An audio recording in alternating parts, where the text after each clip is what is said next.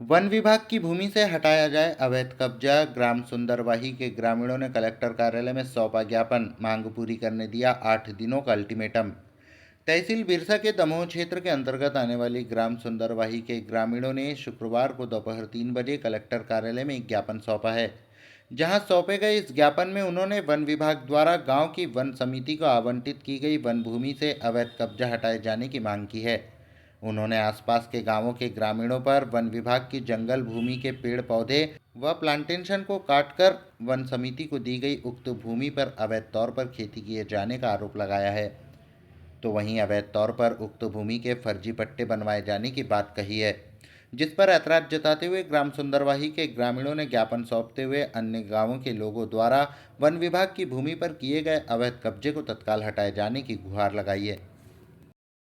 असल में हम यहाँ पर कलेक्टर साहब को मुख्यमंत्री जी के नाम पर ज्ञापन देने आए हैं।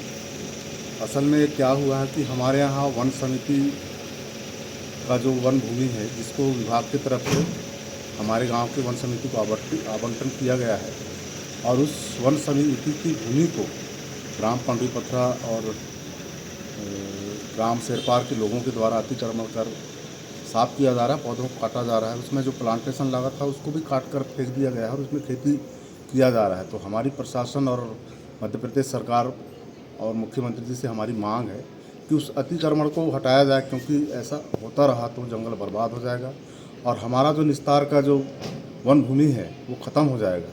हमारे जानवर कहाँ जाएंगे, फिर हम कहाँ निस्तार करेंगे, फिर वन संपदा जो वन से जो हमें वन संपदा प्राप्त होती है वो भी ख़त्म हो जाएगा। फिर हमारे धीरे धीरे हमको इतना नुकसान हो सकता है जिसका भरपाई करना मुश्किल होगा। इसके पहले आपने कहाँ शिकायत की हो? आपने इसके पहले हमने प्रदर्शन भी किया? यहाँ भी कलेक्टर ऑफिस भी समिति के माध्यम से हमने शिकायत किए थे, डीओपी साहब के पास शिकायत किए थे, हमने तहसील ऑफिस में भी शिकायत किए थे बिरसा जनपद में, पर कोई कार्रवाई नहीं हुई।